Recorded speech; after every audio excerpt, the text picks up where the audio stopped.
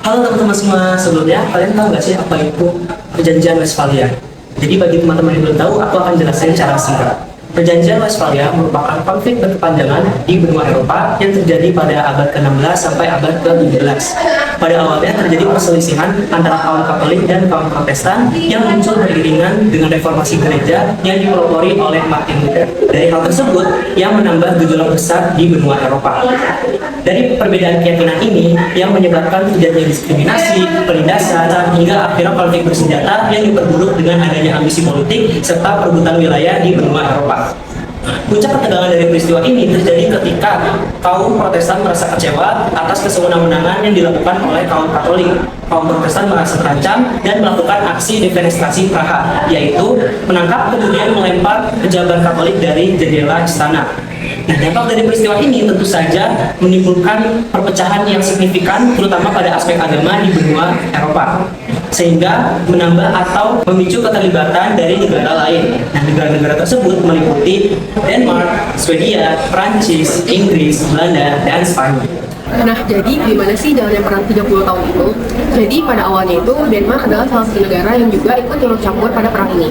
Pada tahun 1625, Denmark ikut membantu pasukan Protestan untuk melawan Kekaisaran Romawi Suci yang pada saat itu dipimpin oleh Ferdinand II. Nah, tujuan Denmark itu apa sih pada saat itu? Jadi tujuan Denmark itu adalah untuk membantu kaum Protestan dan juga memperluas jalur perdagangannya di Laut Baltik. Namun pada saat itu Denmark kalah oleh pasukan Wallenstein dan akhirnya Denmark mundur dari perang itu.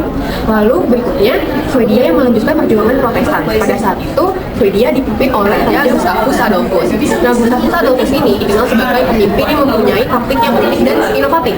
Contohnya itu perang baris dan juga taktik kavaleri cepat yang modern. Nah, pasukan Swedia ini meraih kemenangan pertamanya itu pada pertempuran Greifswald tahun 1631 yang akhirnya menjadi titik balik bagi kaum Protestan itu sendiri.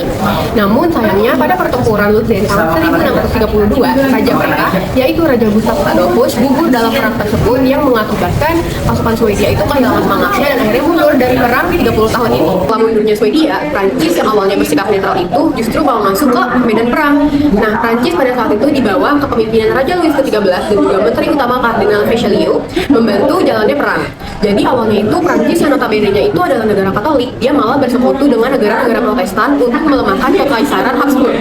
Nah, fun fact yang bisa kita ambil dari sini adalah pesan Prancis untuk membantu pihak Protestan ini adalah contoh di mana kepentingan politik itu lebih penting daripada kepentingan agama itu sendiri. Hal ini itu menandai di mana awal mulanya prinsip yang bernama raison d'etat atau kepentingan negara pada diplomasi modern. Setelah kita membahas tentang Denmark dan Swedia, sekarang kita akan membahas tentang Prancis. Prancis berperan sangat penting di perang 30 tahun. Salah satunya adalah melalui keberhasilan militernya. Keberhasilan militer Prancis mencakup mengalahkan pemberontakan Huguenot di La Rochelle pada tahun 1627 sampai 1628, merebut wilayah strategis seperti Alsace, dan yang terakhir adalah puncak kemenangannya di pertempuran Rocroi pada tahun 1640. Nah, seperti apa sih dampak perang 30 tahun di Eropa? Dampak perang 30 tahun di Eropa sangat besar dan masif, seperti pembantaian berbasis agama, kelaparan, pengungsian massal, dan juga ketidakstabilan ekonomi dan sosial.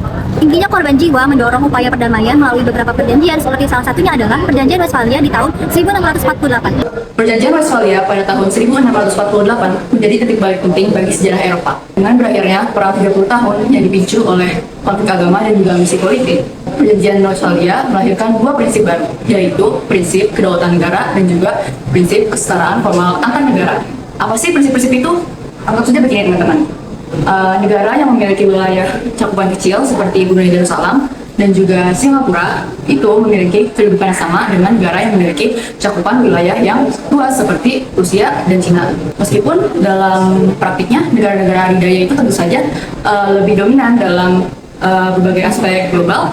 Secara normatif, Westphalia menekankan bahwa setiap negara memiliki kedudukan dan hak kesetaraan sama. Meskipun pada dasarnya Perjanjian Westphalia di tahun 1648 gagal menjalankan tujuan utamanya, yaitu mencegah perang dan menjaga perdamaian dunia, Westphalia ini memberi dasar penting bagi terbentuknya organisasi internasional modern seperti Perserikatan Bangsa-Bangsa yang mengusung prinsip One State, One Vote. Westphalia ini juga merevolusi bagaimana interaksi antar negara.